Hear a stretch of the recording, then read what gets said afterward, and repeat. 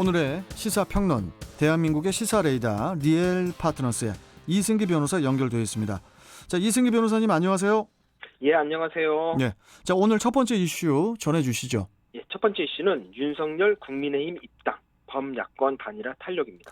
자, 윤석열 전 검찰총장이 지난달 30일 국민의힘에 전격 입당을 하면서 범야권 단일화 추진에 탄력을 받은 그런 모습인데요. 특히 이준석 대표가 주장하던 그 8월 경선버스 출발론이 승리했다는 그런 분석도 많은데 어떻게 보십니까? 예, 윤 전 총장이 이 정권 교체를 위해서는 제1야당이 입당을 해서 정정당당하게 초기 경선부터 시작해 나가는 것이 도리라고 생각했다라고 하면서 이제 전격 입당을 선언했는데요. 네.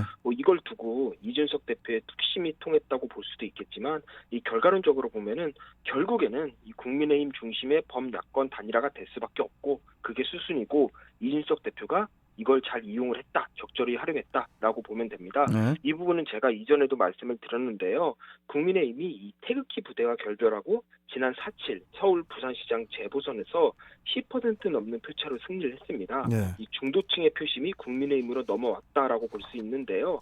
상식적으로 우리나라 수도 서울과 제2의 도시인 이 부산에서 이렇게 큰 표로 승리한 정당을 두고 제3지대에 머물면서 힘을 키운다라는 건 이 명분도 실리도 없다고 볼 수 있다는 거죠. 네. 결국 지난 재보선 선거 승리를 통해 국민의힘으로 이 범야권 단일화의 주도권이 완전히 넘어갔고 이제 윤 전 총장이 이제 국민의힘에 입당하냐, 입당하지 않냐 선택을 해야 하는 그런 상황이 된 겁니다. 네. 그런데 입당을 하지 않게 되면은 결국에는 안철수 국민의당 대표의 선례를 따를 수도 있다라는 위기감이 이제는 윤 전 총장 측에서 이제는 아무래도 고민하지 않았나 싶은데요. 네. 사실 안철수 대표 같은 경우에 이 서울시장 재보선에서 범야권 전체에서 독보적 지지율 1위였습니다. 네. 그런데 중도층 표심 이탈을 우려해서 국민의힘에 들어가지 않고 외부에 있다가 결국에는 국민의힘 오세훈 후보에게 여론조사에서 져서 이제 시장 선거에도 나가지 못한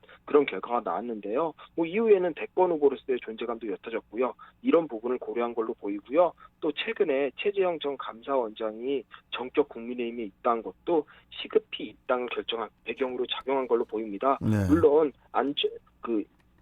여당 측에서 여권 측에서 이제 윤 전 총장에 대한 본격적인 공세를 시작한 것도 또 영향을 미쳤고요. 앞으로 안철수 대표하고 김동연 경제부총리 입지 어떻게 될까요? 예, 범야권 지지율 1위였던 윤 전 총장이 국민의힘에 전격 입당을 했습니다. 사실상 제3지대는 소멸수순에 들어갔다라고 보면 되는데요. 네. 우선 안철수 대표 같은 경우에는 국민의힘과의 이 합당 논의를 좀 지나치게 장기화시킨 게 오히려 패착이 된 게 아닌가라고 보이는데요. 무엇보다 이 국민의당이 3석입니다. 그런데 네. 국민의힘에 이 103석을 가진 국민의힘과 합당을 하면서 당명을 변경하자 일정 지분을 또 요구를 하고 이런 게 좀 무리수로 보이는데요. 네. 이유는 이런 요구가 먹히려면은 기본적으로 안철수 대표의 대권 지지율이 독보적으로 높게 나와야 됩니다. 근데 지금 그렇지가 않습니다. 그렇다 보니까 국민의힘 입장에서도 안철수 대표의 요구에 끌려가질 않는 거고요. 예. 그러니까 또 합당이 진척이 안 되는 거고요. 그리고 또 그 와중에 최재형 전 감사원장부터 해서 최근에 이제 윤 전 총장까지 입당을 해버립니다. 그러니까 안철수 대표의 존재감이 점점 적어지고 있고요. 일단 이준석 대표가 합당 논의 시점을 이번 주가 마지노선이라고 최후 통첩을 한 상황입니다. 네. 이번 주를 넘기면 안철수 대표를 경선 버스에 태우지 않겠다고 한 건데요. 사실 국민의당이 사실상 안 대표의 1인 정당과 같은데 안 대표 입장에서는 고민이 많은 게 만약에 입당을 해버려도 지금 상황에서는 원 오브 댐 그러니까 대권 주자로서의 입지나 존재감이 약해질 거 뻔하고요. 만약에 또 제3지대에 있다고 해도 지금 상황이라면 독자 생존이 어려운데 그렇게 되면 향후 당의 존립 또 정치 주자로서의 이제는 정치적 운명마저도 희미해질 수 있다라는 점에서 아마 안철수 대표 입당하냐 마냐 둘 다 이렇게 좀 마이너스가 많다 보니까 고민이 많을 걸로 보입니다. 그리고 김동연 전 부총리 같은 경우에는 이제 최근 들어 기성 정당에 합류하지 않겠다라는 뜻을 분명히 했습니다. 그러니까 당분간은 지금처럼 제3지대에서 독자적인 행보를 이어갈 걸로 보이는데요. 그런데 문제는 지금 지지율이 잘 나오지 않고 있습니다. 그렇다 보니까 이제는 지지율이 나오지 않기 때문에 다시 그 경선이 시작되기 전인 이제 국민의힘이 합류할지 여부를 진지하게 고민해야 될 시기로 보이고요. 예. 다만 합류를 안 한다고 할 경우에는 문제가 뭐 지금 지지율에서 유의미한, 그러니까 의미 있는 변화가 없다면은 뭐 대권 행보를 접을 가능성이 높지 않나, 저는 이렇게 보고 있습니다. 알겠습니다. 자, 다음 이슈 전해주시죠. 예, 다음 이슈는 라면 가격 인상, 하반기 장바구니 물가 빨간불입니다. 자, 대표적인 서민 음식 중에 하나죠. 라면을 들 수가 있는데 이번에 오뚜기를 시작으로 해서 농심까지 줄줄이 그 가격 인상을 발표했다고 하는데 아무래도 평소에 자주 접하는 음식이다 보니까 소비자들에게 미치는 영향이 클 것 같은데 어떻습니까? 예, 먼저 우리가 이제 갓뚜기라고 부르죠. 이제 오뚜기가 8월 1일째로 라면 가격을 평균 11.9% 인상을 했습니다. 예. 대표 상품인 진라면의 경우에는 봉지당 평균 684원에서 12.6% 올린 평균 770원이 되고요. 그런데 오뚜기가 라면 가격을 올리는 게 2008년 4월 이후 13년 4개월 만입니다. 그러니까 우리가 한 번에 12% 정도 올렸다고 하니까 많아 보이는데 이건 착시 효과고요. 실제로는 13년 동안 12% 올린, 그러니까 1년에 1%도 안 올린 거죠. 그러니까 뭐 이 정도면 아직까지 가뚜기는 맞는 것 같고요. 그리고 오뚜기에 이어 이제 국내 라면 시장 1위인 이제 농심도 8월 16일부터 이제 평균 6.8%로 가격을 인상한다고 발표를 했는데요. 대형마트에서 이제 봉지당 평균 676원에 판매되는 이 신라면이 앞으로는 평균 736원이 될 예정입니다. 예. 일단 농심 역시도 지난 2016년 12월 이후 4년 8개월 만에 가격 인상을 결정한 겁니다.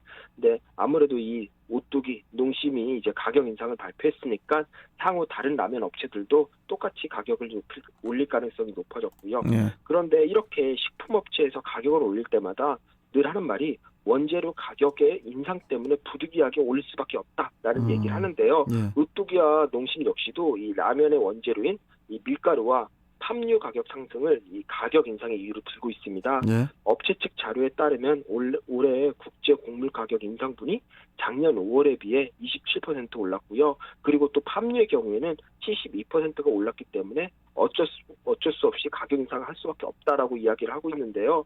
물론 거기에 또 인건비도 함께 올랐기 때문에 이 부분이 반영을 했다고 합니다. 이미 반영이 됐다고 합니다. 하지만 코로나19로 이 서민 경제가 어려워진 상황에서 이 갑자기 10% 가까이 오른 만큼 이 소비자들 입장에서는 또 이 부분을 또 민감하게 받아들일 수밖에 없을 것 같고요. 자, 그런데 이제 라면을 시작으로 해서 다른 식품들도 연이어서 오를 수 있다는 그런 불안감이 있는데 어떻습니까? 그렇게 되면은 당장 추석 장바구니 물가가 또 영향을 받을 걸로 보이는데 어떻나요? 예, 최근 폭염으로 이제 채소와 고기 등 이 식재료 가격이 오르고 있습니다. 뭐 당장 수박이 금값이다. 또 닭고기 값도 많이 올랐다 그러고요. 또 시금치도 지금 상당히 이제 금값이 됐다라고 하는데요. 금치라는 말까지 쓰는데요. 그런데 이것보다 더 큰 문제가 바로 우유 원유 가격 상승입니다. 사실 우유 원유 가격은 코로나19로 소비가 위축된 걸 감안해서 인상 시기를 1년간 미뤄왔습니다. 예. 그런데 8월 1일부터 리터당 21원을 이제 올리기로 이미 결정을 해서 이미 시행이 됐고요. 예. 그러다 보니까 이제 기존 926원, 리터당 926원에서 947원으로 2.3% 가격이 인상이 된 거죠. 21원을 올랐으니까. 네. 그러니까 인상폭만 보면요. 3년 전인 2018년에 리터당 4원보다 5배 넘게 올린 겁니다. 그런데 우유 원유 가격이 오르면은 당장 우유와 제과제빵, 커피, 과자, 아이스크림까지 줄줄이 가격 인상이 이루어지는 게 이제 보통인데요.